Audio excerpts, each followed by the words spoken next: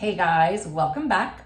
I'm actually working on a new blog post this week that I hope to have out by Friday.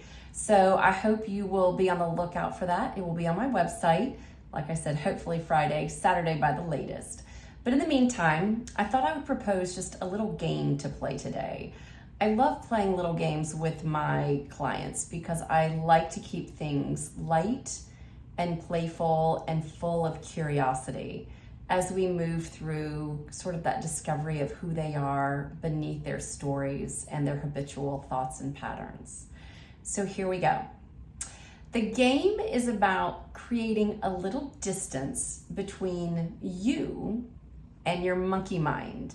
And I know you know what your monkey mind is, that like chatterbox that loves to tell you how you're doing, how your day is going, things you should be doing, things that you should have done or should not have done or said. It's incessant, it's repetitive, and sometimes it drives us crazy.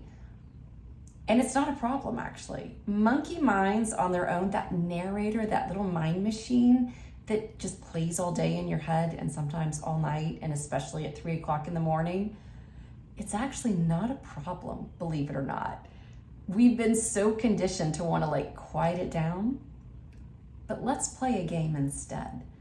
Let's start creating a little distance between who you are and what that monkey mind has been programmed and conditioned to say based on however old you are, 30 or 40 or 50 or 60 or 70 or 80 years worth of conditioning and life experiences.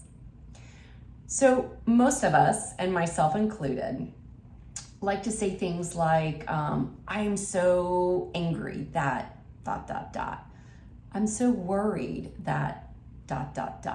Or I'm the kind of person that never, whatever. I'm the kind of person that always, whatever. But just for a little while, see if you can play this game to start getting a bigger sense, a deeper grounding in who you are besides that monkey mind. And this is how it works.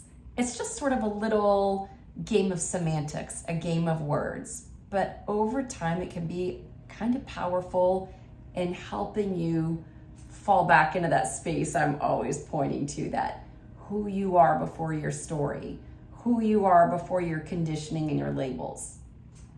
So today, when it occurs to you, and it won't always occur to you, when you catch yourself saying something like, I'm so anything, or I feel angry, sad, fearful, anxious, see if you can just twist that around. We're not trying to create any kind of positive story about it. If you feel sad, there's some sadness.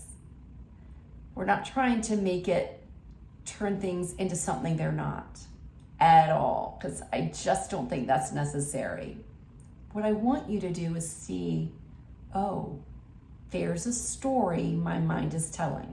So instead of saying, I'm so angry, or I'm angry that whatever it is, I'm upset that whatever it is, try saying, my mind is telling a story about whatever.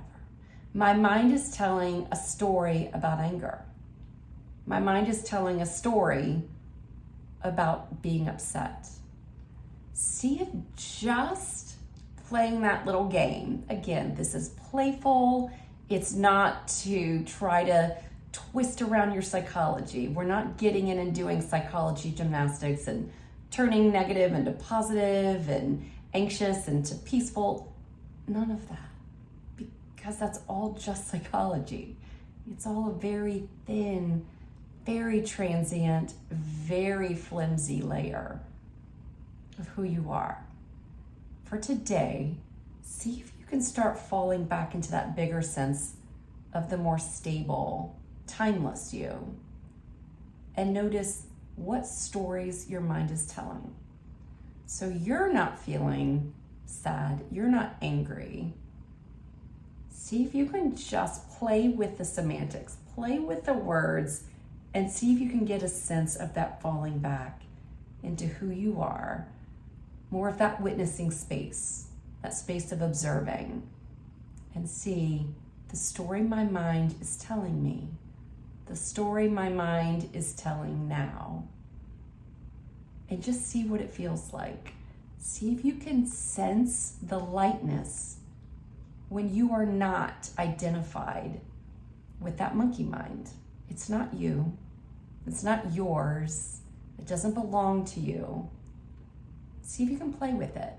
See if you can sense the lightness in creating just a tiny bit of space between who you really are and what that monkey mind likes to talk about. Good luck. Let me know how it goes. I'd love to hear from you. Thanks, guys. Have a great day.